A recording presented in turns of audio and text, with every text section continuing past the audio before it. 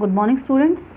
आज हम कक्षा 12वीं में हिंदी में, जैसा कि हम पिछले लेक्चर में पढ़ चुके हैं, बाजार दर्शन जो कि जैनेंद्र कुमार द्वारा रचित एक प्रसिद्ध निबंध है और इसको हम पढ़ रहे थे। आज हम इसको कंटिन्यू करेंगे।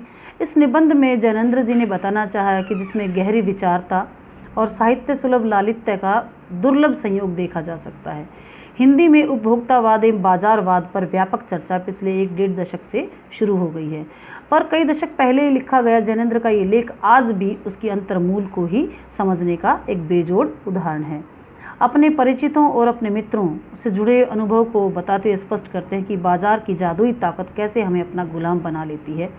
अगर हम अपनी आवश्यकताओं को ठीक सही समझकर और बाजार का उपयोग करते हैं तो हम उसका सच्चा लाभ उठा सकते हैं।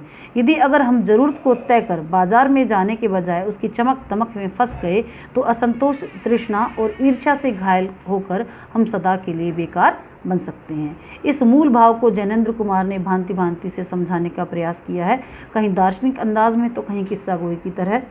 तो ये निबंध बहुत ही महत्वपूर्ण है आज के समय को देखते हुए।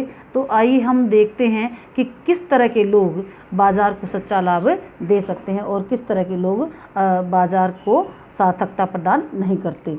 तो लेखक के अनुसार बाज़ार का जादू खाली और भरी जेब दोनों पर ही चलता है। अब लेखक के अनुसार बाज़ार का जादू खाली और भरी दोनों ही जेब पर चलता है। यदि जेब खाली है और मन भरा हुआ है, यदि जेब खाली है मन भरा हुआ है तब भी, और यदि जेब भरी है और ख़रीदारी तो आप खूब करेंगे। यदि आपकी जेब भरी है तो ख़रीदारी आप खूब करेंगे, परंतु व्यर्थ की ही। आपकी जेब भरी हुई है लेकिन आपका मन खाली है तो आप खरीदारी तो करेंगे लेकिन व्यर्थ की खरीदारी करेंगे, क्योंकि आपके मन में एक निश्चित वस्तु की कोई इच्छा नहीं है या फिर कोई उसकी ज़रूरत नहीं है जिससे कि आप अपने बाज़ार को लाभ देंगे, परंतु व्यर्थ की आप खरीदारी करेंगे। अंततः यह आपके सुख की तुलना में दुखदायी ही अधिक होगी, क्योंकि कई बार हम ऐसी वस्तुएं खरीद लेते हैं जो हमारे काम की नहीं होती और हमेशा से ही हम उसको हर 2 महीने में, 4 महीने में, 6 महीने में या हर साल उसको उठाते हैं और उसको साफ़ करके दोबारा से रख देते हैं। ना ही तो हम किसी और को वह वस्तु दे सकते हैं और ना ही हम उसको अपने उपयोग में लाते हैं। वह बेवजह हमारा जगह भी घेरती है और उसका उपयोग भी हम सही तरीके से नहीं कर सकते। तो ये सिर्फ हम अपने बाज़ार की ताकत दिखाने के लिए या हम अपना दम भरने के लिए, अपना अहंकार दिखाने के लिए या अपने गर्व से वो चीज़ें खरीदते हैं, लेकिन वो हमारे काम की नहीं होती, तो वो ज्यों की त्यों रखी रहती हैं और उनका हमारे जीवन में कोई भी उपयोग नहीं होता। फिर हम अपने बाज़ार को या हम अपनी खरीदारी को सच्चा लाभ नहीं मान सकते। तो जीवन को श्रेष्ठता से जीने की कला क्या है? लेखक के अनुसार व्यक्ति को अपने मन को नियंत्रित करके जीवन के सभी महत्वपूर्ण निर्णय सोच समझकर लेने चाहिए। लेखक के अनुसार चूर्ण बेचने वाले भगत जी का जीवन एक आदर्श जीवन है। अब इसमें क्या बताया है कि एक भगत जी हैं जो कि चूर्ण बेचते हैं, और वो जो चूर्ण बेचते हैं तो अपने ज़रूरत के सामान को खरीदने के लिए, जो चूर्ण बनाते हैं उस ज़रूरत के सामान को खरीदने के लिए वो बाज़ार जाते हैं और सीधा वो एक ही दुकान पर जाते हैं। उनको पता है कि मुझे क्या क्या खरीदना है। अब वो उस सामान को खरीदते हैं और सीधा अपने घर लौटते हैं। ऐसा नहीं है कि वो बाकी बाज़ार में आंखें बंद करते हैं, कोई सामान देखते नहीं हैं। हाँ, देखते हैं, खुश होकर देखते हैं, लेकिन कोई भी सामान उनको अपनी तरफ आकर्षित नहीं करता। वो अपनी ज़रूरत का सामान ही लाते हैं और उसको अपने घर लाकर उससे एक चूर्ण बनाते हैं और जितने पैसों की उसको आवश्यकता होती है या थोड़ा बहुत बस लाभ कमा के जो बाकी चूर्ण बचता है वो उसको फ्री में बच्चों को बांट देते हैं। अब इससे सिद्ध होता है कि उसके मन में किसी भी प्रकार का कोई भी लालच या कोई भी पैसा कमाने की लालसा नहीं है। इससे ही जितना दोपहर तक जितना उसका चूर्ण बिकता है उतना बेचकर और बाकी का वो फ्री में बच्चों को बांटते हैं। तो ये है एक भगत के जीवन के बारे में उन्होंने बताया है कि किस तरह से आदर्श जीवन वो जीते हैं।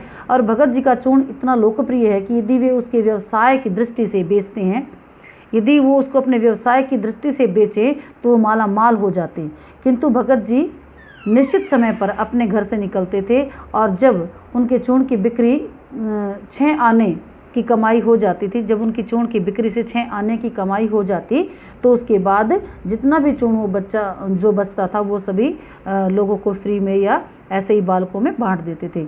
उन्होंने कभी भी अधिक कमाई करने के विचार से चूर्ण को नहीं बेचा और भगत जी का भले ही अक्षर ज्ञान शून्य हो किंतु लेखक उन्हें विद्वान मानता है। भले ही अब वो थोड़ा सा पढ़े लिखे हैं, लेकिन लेखक की नज़रों में वो एक बहुत बड़े विद्वान है, क्योंकि उन्होंने अपने मन पर इस तरह से काबू पाया है कि वो सांसारिक विषय वस्तुओं की भी चाह रखते हैं, सांसारिक चीज़ों को भी वो देखते हैं और अपने कार्य को भी वो सही तरीके से निभाते हैं।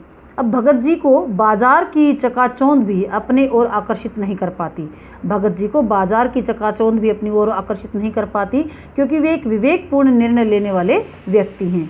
कई बार यदि कोई मोटरसाइकिल धूल उड़ाती हुई जाती है तो हम सोचते हैं कि काश हम भी किसी अमीर व्यक्ति के यहाँ पैदा हुए होते और हम भी कार में जाते, किंतु यह सोच भगत जी के मन में कभी भी नहीं आती। अब ऐसा भगत जी के पास ऐसा कौन सा बल है जिसके सामने उसकी तमाम व्यंग्य शक्ति असफल हो जाती है। लेखक उस बल को कोई नया नाम नहीं दे पाता। ऐसे व्यक्तियों में आध्यात्मिक, आत्मिक, आध्यात्मिक या नैतिक बल होता है। वास्तव में केवल निर्बल व्यक्ति ही धन की ओर झुकता है। अब लेखक कहना चाहते हैं कि भगत के पास या उस व्यक्ति के पास जो कि चूर्ण बेचता है, उसके पास ऐसी कौन सी शक्ति है जिसकी वजह से वो अपना बनाए हुआ चूर्ण कुछ 6 आनों में या 7 आनों में जो उसकी लागत होती है उससे थोड़ा सा ऊपर वो बेचते हैं और बाकी का फ्री में लोगों को बांटते हैं और ना ही उसको अपना व्यवसाय बनाते, जबकि वो अगर चाहे तो बहुत बड़ा व्यवसाय भी उससे वो बना सकते हैं। लेकिन कोई बाजार की शक्ति भी उसको अपनी तरफ आकर्षित नहीं कर पाती। तो उनमें ऐसी कौन सी शक्ति है? क्या उनका मन खाली है या मन उनका बिल्कुल भरा हुआ है? ऐसा भी हम नहीं कह सकते, क्योंकि अगर उनका मन खाली होता, वो किसी भी प्रकार से बाज़ार वो जाते तो वो कोई ना कोई बिना काम की वस्तु ही खरीदते। यदि उनका मन भरा हुआ होता तो वो इस तरह से 6 आने कमाने पर भी बाकी और पैसे भी कमा सकते थे और बच्चों को फ्री में वो नहीं बांटते। लेकिन अब भले ही वो अनपढ़ हैं, लेकिन जो लेखक हैं वो उनको बहुत ही बड़ा विद्वान मानते हैं। अब उनके सामने अब वो कई बार सोचते हैं, लेखक सोचते हैं कि कोई कार हमारे पास से गुजर रही है, वो धूल उड़ाती जा रही है, तो हमें लगता है कि ये पैसे की व्यंग्य शक्ति है। जिसके पास पैसा वो हम पर व्यंग्य कर रहे हैं कि यदि तुम्हारे पास भी पैसा होता तो तुम भी ऐसे ही बड़ी बड़ी गाड़ियों में और हमारे मुंह पर धूल उड़ाते हुए जाते, और ऐसा वो सोचते हैं। लेकिन भक्त जो है, जो चूर्ण बेचने वाला है, वो ऐसा कभी भी नहीं सोचता। वो अपने मन से संतुष्ट है। भगत जी के पास ऐसा कौन सा बल है जिससे उसके मन में सारी जो तमाम व्यंग्य शक्तियाँ वो असफल हो जाती हैं। लेखक उस बल को कोई नैतिक बल नहीं कहता। वास्तव में केवल निर्बल व्यक्ति ही धन की ओर आकर्षित होता है। ये एक आध्यात्मिक बल है, ये एक आत्मिक बल है, ये एक धार्मिक बल है। तो जो लेखक भगत के बल को बताता है वो एक आध्यात्मिक बल बताता है, एक आत्मिक बल बताता है और एक धार्मिक बल बताता है। एक संयमी उसको बताता है कि जो संयम वाला व्यक्ति होता है वो ही ऐसा कर सकता है। अब बाजार की सार्थकता और मनुष्य क्या है? बाजार की सार्थकता किस में है और मनुष्य की सार्थकता किस में है? लेखक के अनुसार बाजार को सार्थकता वही व्यक्ति दे पाता है जिसे यह पता होता है कि उसे कब, क्या और कितना खरीदना है। अनावश्यक वस्तुएं खरीदने वाला व्यक्ति परचेजिंग पावर के गर्व में बाजार की शैतानी शक्ति और व्यंग्य शक्ति को ही बढ़ावा देता है। अब लेखक ने अपने 2 मित्रों के उदाहरण दिए हैं। वे बताते हैं कि जो अर्थशास्त्र केवल बाजार का पोषण करता है, जो अर्थशास्त्र केवल बाजार का पोषण करता है वह अनीति शास्त्र है। यह उपभोक्तावादियों को दुख, गरीबी तथा ईर्ष्या देता है। ऐसे बाजारवाद को लेखक गलत मानता है। ऐसे में लोगों की आवश्यकताओं का आदान प्रदान नहीं हो पाता, अपितु शोषण होता है और कपट को बढ़ावा मिलता है।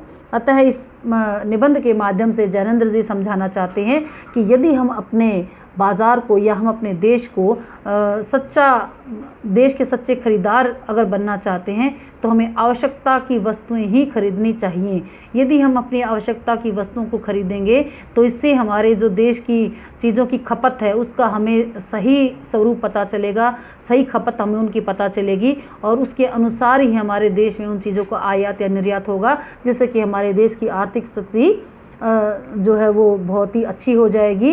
क्योंकि बहुत सारे लोग ऐसे होते हैं जो सिर्फ बाज़ार के आकर्षण में ही बंद कर या उससे आकर्षित होकर ही अनावश्यक वस्तुओं को खरीदते हैं और अपनी आवश्यकता की वस्तुओं को वो नहीं खरीदकर और अनावश्यक वस्तुओं को खरीदते हैं, जिससे हम अपने बाज़ार को सच्चा लाभ नहीं दे पाते और अपने देश की जो आर्थिक स्थिति है उसको हम दिन प्रतिदिन गिराते हैं। क्योंकि हमारे देशों में जो चीज़ें विदेशों से आती हैं तो और हम अपने देशों से अपने दूसरे देश में चीज़ भेजते हैं तो उससे हमारी आर्थिक स्थिति पर गहरा प्रभाव पड़ता है। इसीलिए हमें उन चीज़ों को ही खरीदना चाहिए जिन चीज़ों की हमें आवश्यकता हो, न कि हमें बाज़ार के आकर्षण में फंसना चाहिए, क्योंकि बाज़ार हमें अपनी तरफ खींचता है और इस तरह की कई बार स्कीम देता है कि इंसान जो है लालायित हो उठता है, उसका मन जो है उसकी तरफ आकर्षित होता है। लेकिन फिर भी हमें अंततः उन्हीं चीज़ों को खरीदना चाहिए, या हम जब भी बाज़ार जाएं तो हमें एक विषय वस्तु हमें अपने ध्यान में रखनी चाहिए कि हमें यही चीज़ें खरीदनी है जिनकी हमें आवश्यकता है। इसी प्रकार हम अपने देश को और अपने बाज़ार को सच्चा लाभ दे सकते हैं। तभी हमें पता चलता है कि हमारे देश में किन वस्तुओं की कितनी खपत है और कितनी हमें और बनाने की आवश्यकता है। तो इस पाठ के माध्यम से, बाजार दर्शन के माध्यम, इस निबंध के माध्यम से जैनेंद्र जी ने हमें यही सब बताना चाहा। तो इस निबंध को आप एक बार अपनी आरोह की पाठ्य पुस्तक के अध्याय 12 में से ध्यान से पढ़ेंगे और उसके प्रश्नोत्तर छांटने का प्रयास करेंगे। धन्यवाद।